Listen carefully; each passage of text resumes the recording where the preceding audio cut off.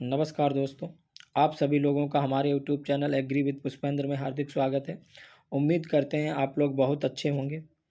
आज आप लोगों के लिए जो वीडियो लेकर आए हैं, ये वीडियो आपके एग्ज़ाम के पॉइंट ऑफ व्यू से जो है बहुत ही महत्वपूर्ण है। इस वीडियो में हम आपको जीव द्रव के बारे में बताएंगे। इससे पहले हमने एक वीडियो अपलोड की थी कोशिका के बारे में कि कोशिका की खोज किसने की थी, सारी चीज़ें उससे रिलेटेड आपको बताई थी।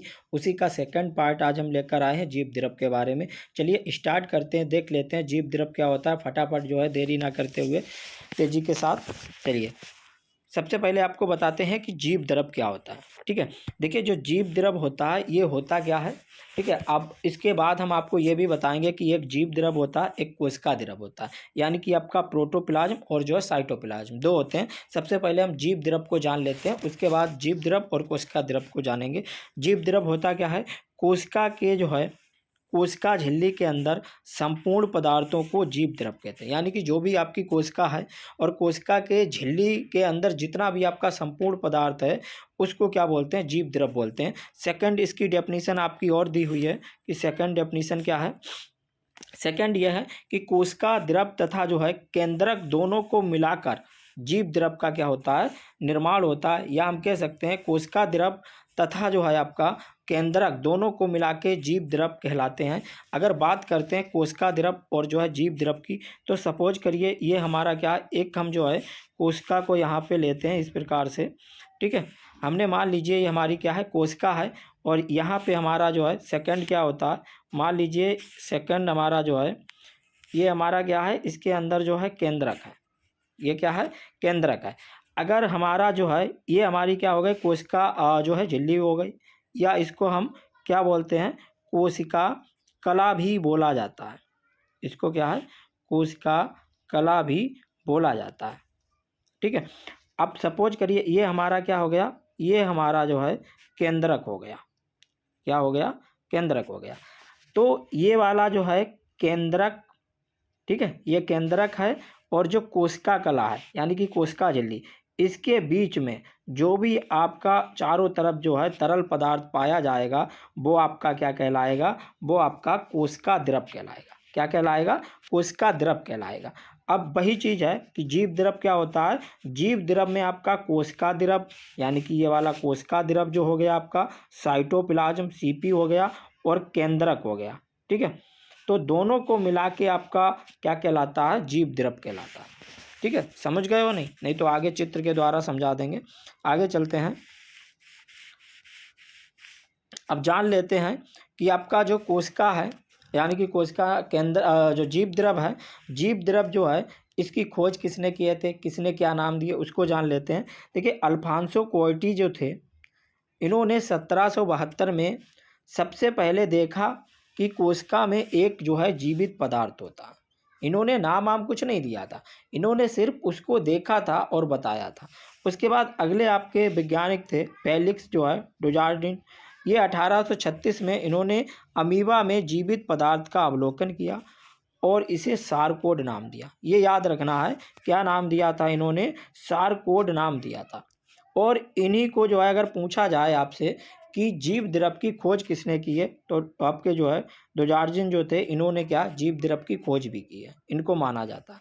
अगला आगे चलते हैं, आपके कौन थे, जोहान्स जो है पुरकिंजे थे।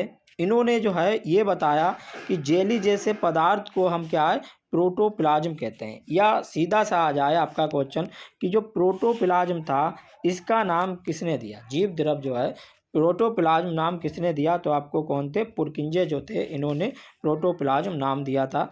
आगे चलते हैं, देखते हैं कि आपका जो है एक आपके वैज्ञानिक थे ह्यूगो वान मोहल।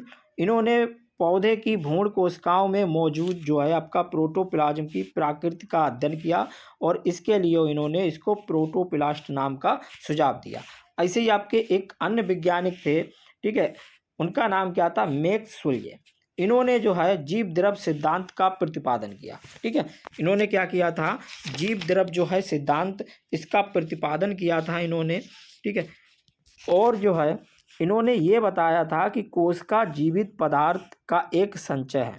ठीक है, और जो बाहरी झिल्ली द्वारा सीमित होता है और इसमें एक केंद्रक होता है। इन्होंने क्या किया था, ये बताया था।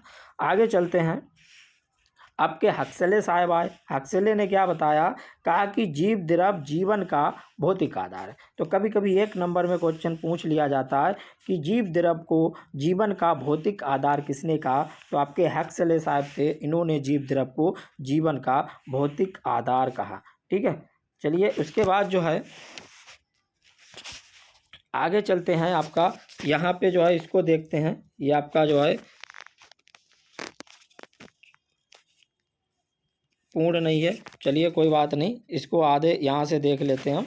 इतना देखिए, हमारा क्या है इसमें जो है, ये वाला आपका क्या हो गया, कोशिका भित्ति हो गई। ठीक है, उसके बाद इसके अंदर क्या है, कोशिका कला है, या और ये वाला आपका क्या हो गया, केंद्रक हो गया। ठीक है, ये वाला आपका क्या हो गया, केंद्रक हो गया। तो अब बात करते हैं जीव द्रव और कोशिका द्रव की, दोनों की अंतर ध्यान से समझना है आपको।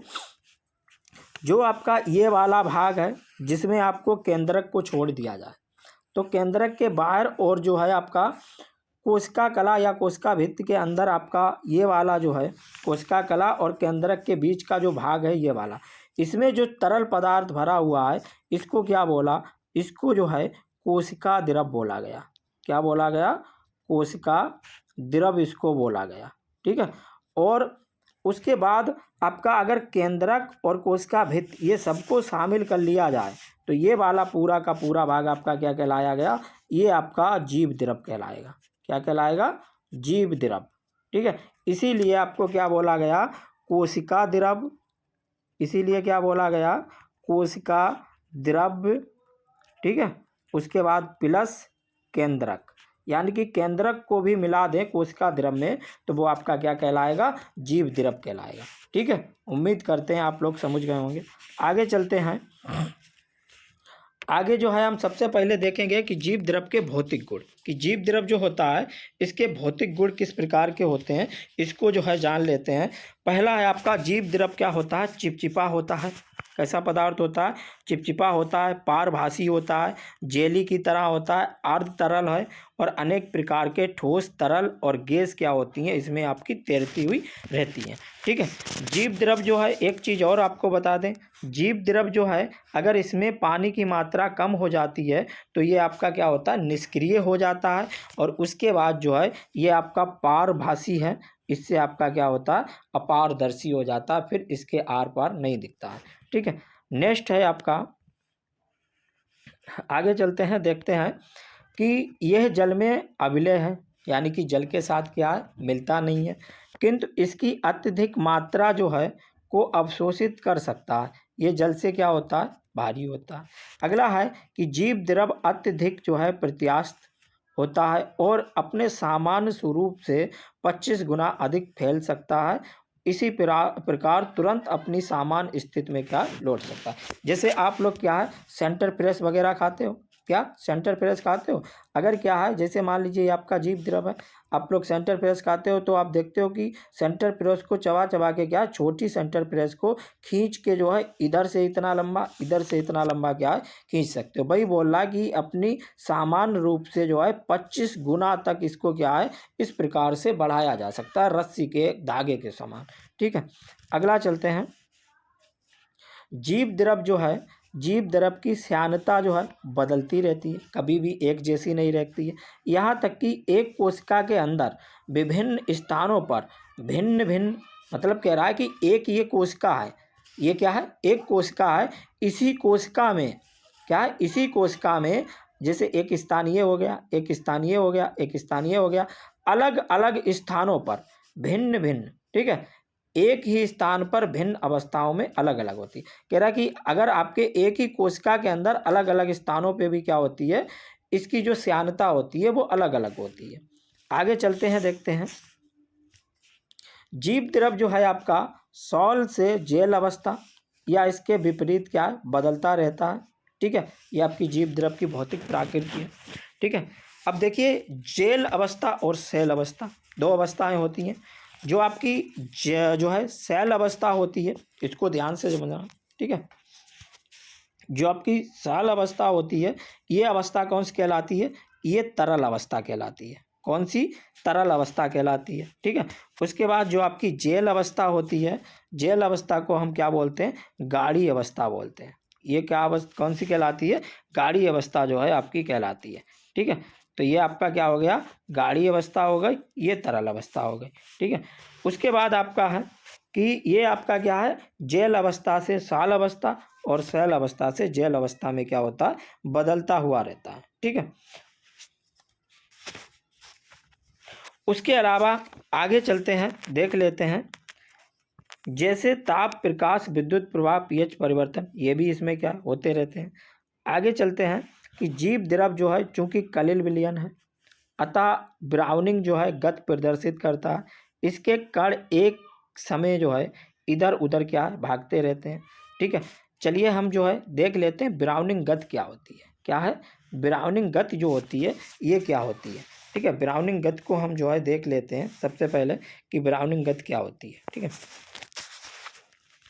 देखिए जब आपका क्या होता है, जब आपका जो जीव द्रव है, सपोज करिए ये आपका क्या है, जीव द्रव है, और जब आपको बताया था जेल अवस्था और जो है साल अवस्था, यानी कि गाढ़ी अवस्था से तरल अवस्था में बदलता है, तरल अवस्था से आपका जो है जेल अवस्था में बदलता है। तो आपके जो जीव द्रव होते हैं इसमें आपके क्या होते हैं, कण पाए जाते हैं, ये याद रखना। ठीक है, और जो कण होते हैं एक विद्युत आवेश इसमें रहता है। क्या है, जब आपके कण हैं इनमें एक विद्युत आवेश रहता है, तो ये कण एक दूसरे से क्या होते हैं, दूर हटते हैं और एक दूसरे से टकरा के जो है तेजी से उधर उधर क्या, जैसे ये कण है, इनमें क्या है एक समान जो है आवेश है, तो ये एक दूसरे से क्या होंगे, टकरा के इधर उधर भागेंगे। और अगर इनमें मान लीजिए विपरीत आवेश है तो एक दूसरे के पास आएंगे। ठीक है, तो जब एक दूसरे के जो है टकरा के इधर उधर भागते हैं तो यही गति, जैसे इधर गया इधर गया इधर गया इधर गया, यूं आया, इस प्रकार से, तो ये गति आपकी क्या कहलाती है, ब्राउनिंग गति कहलाती है। ठीक है, अब अगर पूछ लिया जाए ब्राउनिंग गति जो है किस अवस्था में होती है, अगर आपसे पूछ लिया जाए कि ब्राउनिंग गति जो है किस अवस्था में होती है, तो आपको मालूम है कि जो ब्राउनिंग गति होती है वो आपकी साल अवस्था में होती है। किस अवस्था में, साल अवस्था में होती है, जबकि जेल अवस्था में क्या होती है, ब्राउनिंग गति आपकी नहीं होती है। इस अवस्था में ब्राउनिंग गति होती है, इस अवस्था में ब्राउनिंग गति नहीं होती है, ये चीज़ याद रखना है। ठीक है, आगे चलते हैं।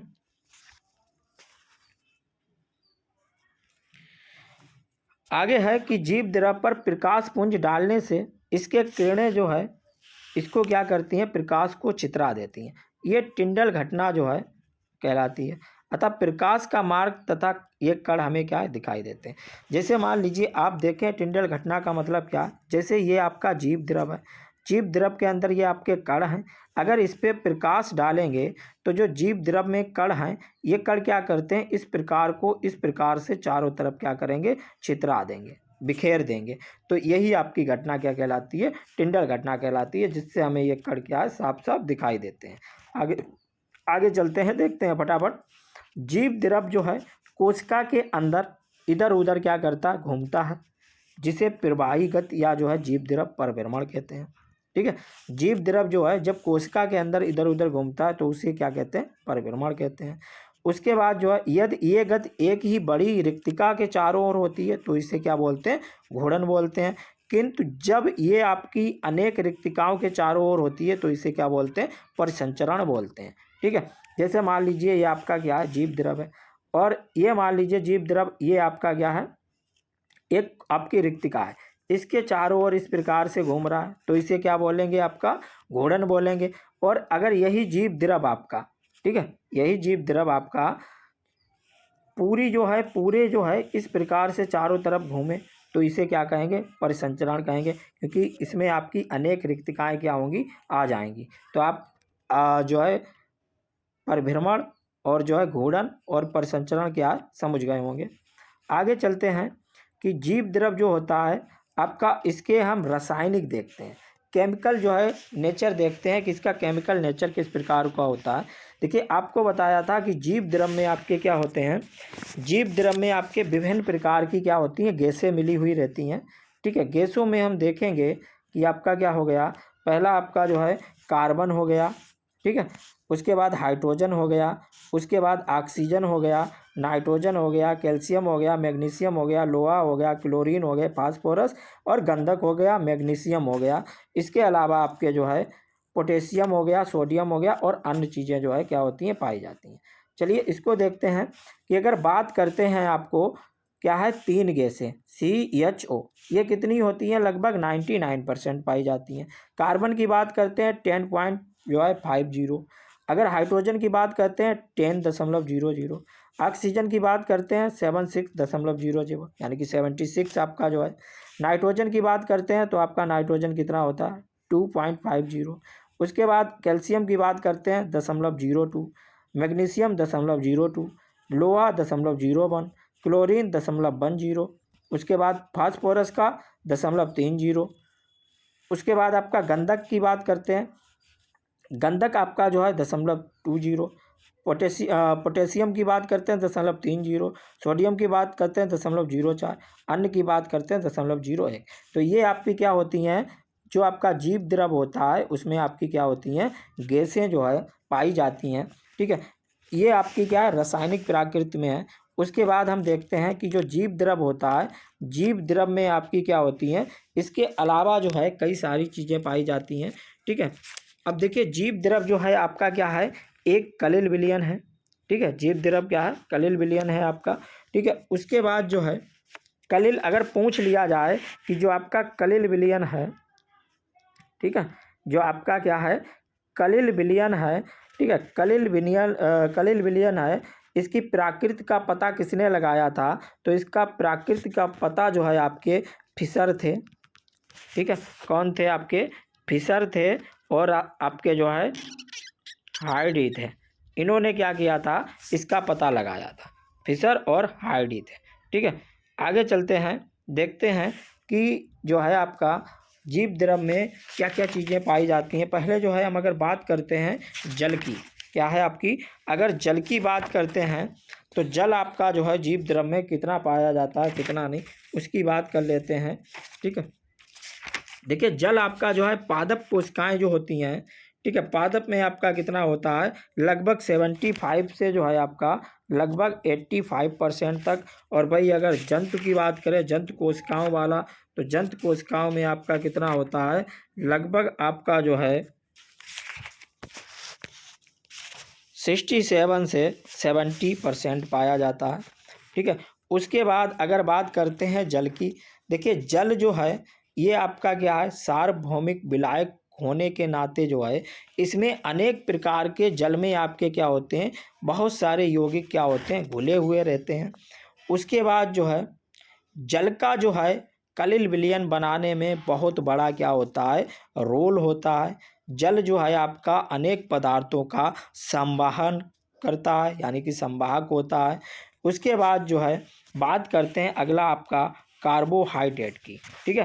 कार्बोहाइड्रेट की अगर बात करें हम, तो कार्बोहाइड्रेट जो है आपका 14 से 16% पादप में और जो है आपका 1 से 3 आपका किसमें, जंतु में पाया जाता है। उसके बाद अगर बात करते हैं हम कार्बोहाइड्रेट, तो कार्बोहाइड्रेट जो हैं आपके, ये आपके जो है 3 प्रकार के पाए जाते हैं। क्या होते हैं, 3 प्रकार के पाए जाते हैं। एक आपके मोनोसेकेराइड होते हैं, एक आपके जो है डाइसेकेराइड होते हैं, एक आपके जो है पॉलीसेकेराइड होते हैं। 3 प्रकार के क्या होते हैं, कार्बन पाए जाते हैं। और इन 3 प्रकार के कार्बन में आपके अलग अलग चीज़ें क्या होती हैं, पाई जाती हैं, जिसमें आपका जो है ग्लूकोज हो गया, उसके बाद सुक्रोज हो गया, माल्टोज हो गया, ठीक है। ये सारी चीज़ें आपकी क्या होती हैं, पाई जाती हैं। इसके अलावा अगर बात करें वसाओं की, तो वसाएं जो है जिसे हम क्या बोलते हैं, वसाओं की अगर बात करते हैं तो वसाएं आपकी जो है ये भी आपकी क्या होती हैं, किनसे मिलकर के बनी होती हैं। अगर वसाओं की बात करें तो वसा आपकी, देखिए हमने कार्बोहाइड्रेट का बात किया था, तो कार्बोहाइड्रेट मिलके किससे बने होते हैं, CHO, यानी कि कार्बन, हाइड्रोजन और ऑक्सीजन से मिलकर बने होते हैं। वही अगर वसा की बात करते हैं तो वसा भी आपके क्या होते हैं, किससे मिलकर बने होते हैं? कार्बन, हाइड्रोजन और ऑक्सीजन से क्या होते हैं? मिलकर के बने होते हैं। किंतु वसाएँ जो होती हैं, इसमें आपका जो ऑक्सीजन होता है, इसकी मात्रा क्या होती है? इसकी मात्रा आपकी कम होती है, जबकि जो है इसमें क्या होती है? इससे अधिक होती है। ठीक है? अगर वसाओं की बात करते हैं, तो वसाएँ आपकी विभिन्न प्रकार की होती हैं, जैसे ग्लिसरीन हो गया, बसीय अम्ल से जो है ये वसाएँ क्या होती हैं आपकी? बनती हैं। ठीक है? ग्लिसरीन हो गया, बसीय अम्ल हो गया, इनसे भी क्या बनती हैं। और आपको मालूम है वसा जो होती हैं, इनका काम क्या होता है? ये हमें क्या करती हैं? ऊर्जा उत्पादन जो है करती हैं। और उसके बाद जो है इनमें कार्बोहाइड्रेट, यानी कि कार्बोहाइड्रेट इसकी अपेक्षा जो है इसमें ऊर्जा जो है आपकी अधिक पाई जाती है। उसके बाद अगर बात करते हैं, हमारा जो है क्या है अगला? प्रोटीन की बात करते हैं कि प्रोटीन आपका जो है क्या होता है? प्रोटीन की अगर बात करेंगे, तो प्रोटीन आपको मालूम है कितनी होती है? 14 से 15% पादप में, 10 से 12 आपकी जंतु में पाई जाती है। और प्रोटीन जो होती है आपकी, ये क्या होती है? किससे मिलकर के बनी होती है? ये आपकी कार्बन हो गया, उसके बाद हाइड्रोजन हो गया, उसके बाद आपका ऑक्सीजन हो गया, और उसके बाद आपका क्या? नाइट्रोजन हो गया। इनसे क्या होती है? मिलकर के बनी होती है। उसके बाद अगर बात करते हैं कि प्रोटीन जो होती है, प्रोटीन में आपके गंधक हो गए, फास्फोरस, ये भी क्या होते हैं? पाए जाते हैं। ठीक है? अधिकतर प्रोटीनों में आपके गंधक, फास्फोरस भी क्या है? पाए जाते हैं। और प्रोटीन बनाने वाली जो इकाइयाँ होती हैं, उन्हें हम क्या बोलते हैं? जो प्रोटीन बनाने वाली आपकी इकाइयाँ होती हैं, इनको हम क्या बोलते हैं? इनको हम जो है एमिनो अम्ल बोलते हैं। यानी कि प्रोटीन को बनाने वाली इकाइयों को अमीनो अम्ल बोलते हैं। और लगभग जो है ये कितने होते हैं? लगभग आपके जो है ये 30 प्रकार के जो है पाए जाते हैं। ठीक है? उसके बाद बात करें, अमीनो अम्ल जो होते हैं ये विभिन्न प्रकार की आपकी क्या होते हैं? श्रृंखला में होते हैं। ठीक है? और ये आपके जो है श्रृंखलाओं में होने के कारण जो है अलग अलग प्रोटीन क्या करते हैं? बनाते हैं। ठीक है? उसके बाद अगर बात करते हैं हम, अगला है हमारा कार्बनिक लवण की। कार्बनिक लवण की अगर बात करें, ठीक है, कार्बनिक लवण जो है आपके क्या होते हैं? देखिए, अकार्बनिक लवण जो है आपके दो प्रकार के आपको बताए थे, जो जीव द्रव होता है, एक कार्बनिक हो गया, एक क्या हो गया? अकार्बनिक हो गया। ठीक है? तो कार्बनिक लवण जो आपके होते हैं, कार्बनिक लवण में आपको जो है ये सारी चीज़ें आपकी आ जाएंगी। ये जल हो आपका, जो है कार्बोहाइड्रेट, वसा, प्रोटीन वगैरह हो गए। उसके बाद अगर बात करते हैं हम अकार्बनिक लवण की, तो अकार्बनिक लवण जो है आपका कितना होता है? लगभग आपका जो है 1 से 1.5%। और उसके बाद 1 से 1.5 जो है पादप में भी और जंतु में भी क्या होता है? समान आपका जो है पाया जाता है। उसके बाद अगर बात करते हैं अकार्बनिक पदार्थ की आपका, ठीक है, तो इसमें आपका जो है खनिज पदार्थ भी आ जाएंगे, गैसें वगैरह भी आ जाती हैं। उसके बाद अगर बात करते हैं हम न्यूक्लिक अम्ल की, काय की बात करते हैं? न्यूक्लिक अम्ल की अगर बात करें, तो न्यूक्लिक अम्ल जो है 1 से 2 पादप में, 1 से 2 क्या है? जंतु में पाया जाता है। और जो आपका न्यूक्लिक अम्ल होता है, इसके बारे में अगर हम बात करें, तो ये आपका क्या होता है? सर्वाधिक जटिल जो है पदार्थ होता है। और इसमें आपका क्या होता है? प्रोटीन होती है और न्यूक्लिक अम्ल होते हैं। और आपके जो न्यूक्लिक अम्ल होते हैं 2 प्रकार के होते हैं। न्यूक्लिक अम्ल जो है 2 प्रकार के आपके होते हैं। एक आपका क्या होता है? आरएनए होता है, यानी कि आपका क्या होता है? राइबो न्यूक्लिक अम्ल। एक आपका क्या होता है? डीएनए होता है, यानी कि आपका डीऑक्सी राइबो न्यूक्लिक होता है। ठीक है? इसको हम जो है डिटेल में अगर पढ़ेंगे, तो जब हम कोशिकांगों को पढ़ेंगे, तो कोशिकांगों को आगे डिटेल में पढ़ेंगे। ये हमारा क्या था? सिर्फ जीव द्रव में क्या क्या चीज़ें पाई जाती हैं उनके लिए था। और आपको मालूम है कि आपका जो क्या होता है? डीएनए जो है ये आपका कहाँ होता है? केंद्रक में जो है आपका पाया जाता है। ठीक है? सबसे ज़्यादा। और उसके बाद जो है डीएनए आपको क्या है? केवल केंद्रक में ही मिलेगा। ये किसमें? यूकैरियोटिक में। प्रोकैरियोटिक में, जीव द्रव में भी पाया जाता है। परंतु आपका जो यूकैरियोटिक कोशिकाएं होती हैं, ये आपका क्या है? केंद्रक में सिर्फ मिलेगा आपको। और उसके बाद आपका जो है ये जो आपका आरएनए है, ये संपूर्ण कोशिका में आपको मिलेगा। ठीक है? संपूर्ण कोशिका में पाया जाता है। डीएनए आनुवांशिक लक्षणों के लिए जो है जाना जाता है, आनुवांशिक पदार्थ है एक। जबकि आरएनए जो है आपका, ये क्या होता है? डीएनए का जो है संदेश वाहक होता है। और आरएनए आपका जो है ये क्या करता है? आरएनए आपका जो है ये प्रोटीन का संश्लेषण भी करता है। तो ये हमारे डीएनए और आरएनए जो थे इनकी भौतिक और रासायनिक संरचना थी। ठीक है, उसके बाद अगर बात करते हैं कि जो है जीव द्रव के बाद हमारा कोशिका का जो है या कोशिका द्रव आएगा और इसके विभिन्न पार्ट आएंगे, वो हम क्या है वो भाग जो है हम 3 में देखेंगे। ये हमारा कितना था, भाग 2 था। चलिए मिलते हैं नेक्स्ट वीडियो में, तब तक के लिए नमस्कार।